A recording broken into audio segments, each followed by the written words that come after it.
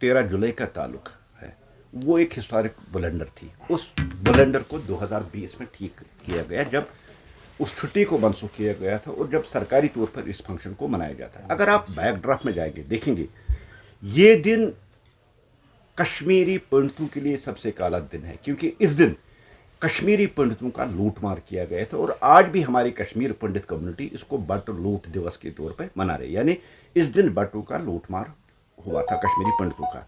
आप ज़ैन कदल में देखिए, 4 कश्मीरी पंडितों को बोरी में बांध के दरियाई जहल में फेंक कर उनको मार दिया गया। फिर वैसारनाग, उसके बाद महाराज बाजार, उसके बाद ज़ैन कदल, उसके बाद हरी सिंह हाई स्ट्रीट, और ऐसे पहुँचते पहुँचते बडगाम में एक गाँव है कंटपोरा, वहाँ 7 कश्मीरी पंडितों को तीसरी मंजिल से नीचे फेंक कर उनको मार दिया गया। कश्मीरी पंडितों के लिए सबसे काला दिन है, और इस दिन को कैसे शहीदी दिवस पे मनाया जाए। और सबसे बड़ी बात है कि इसमें एक कैरेक्टर, कादिर नाम का एक कैरेक्टर है, जिसका ये सारा रचाया खेल था। वो बड़ा ही एक्सपर्ट था दंगे फसाद कराने में, और सेंट्रल जेल से उसी ने इस दंगे को शुरू किया, क्योंकि अंदर जो उसके साथी बंद थे उनको वो बाहर लाना चाहता था, उनको निकालना चाहता था। और इसी सिलसिले में ये एक लाइन ऑर्डर प्रॉब्लम थी। ये कोई रिलीजियस लड़ाई नहीं थी, ये कोई मजहबी लड़ाई नहीं थी कि हम इनको शहीदी का नाम दें।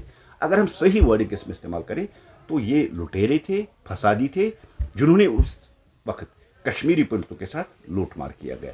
अब नेशनल कॉन्फ्रेंस की हमेशा एक आदत रही है, वो हमेशा कब्रों पे सियासत करे, और आज भी उन्होंने कब्रों पे सियासत शुरू कर दी। एक तरफ उमर साहब वेस्ट बंगाल जाके कहते हैं कि यहाँ टूरिस्ट आने चाहिए, और दूसरी तरफ खुद ही यहाँ लॉ एंड ऑर्डर की प्रॉब्लम करना चाहते हैं। क्या उमर साहब 1931 को फिर दोहराना चाहता है? क्या ऐसा नहीं लगता है कि उमर साहब उस कादिर का रोल कर रहा था जिस कादिर ने यहाँ लूटमार करवाई थी? ये सब जो है एक पॉलिटिकल ड्रामाबाजी है। और दूसरी सबसे बड़ी बात, आज के दिन देखिए, हमारे 28 MLA आज सेक्रेटरीट के सामने धरने पे बैठे हैं उमर गवर्नमेंट की नाकामियों को गिनवाते हुए। उस सब से भी अटेंशन डाइवर्ट करने के लिए एक हाई वोल्टेज ड्रामा जो है ये आज नेशनल कॉन्फ्रेंस ने किया है। मुझे लगता है कि उमर साहब ने आज 2025 में फिर कादिर का रोल करके कश्मीर में फिर इस पुरअमन फिजा, जिसको बड़ी मेहनत लगी है यहाँ अमन लाने में, उसको आग लगाने की कोशिश की। और ये खुद एक मैसेज है, आके फिर 1931 को दोहराते हैं। कुछ जो बच्चे कुछ यहाँ कश्मीरी पंडित हैं उनके साथ फिर जुल्म होने वाली बात है। जहाँ तक भारतीय जनता पार्टी का ताल्लुक, हमने कभी उनको न शहीद माना है, न मानेंगे, और न कभी ऐसा हो सकता है।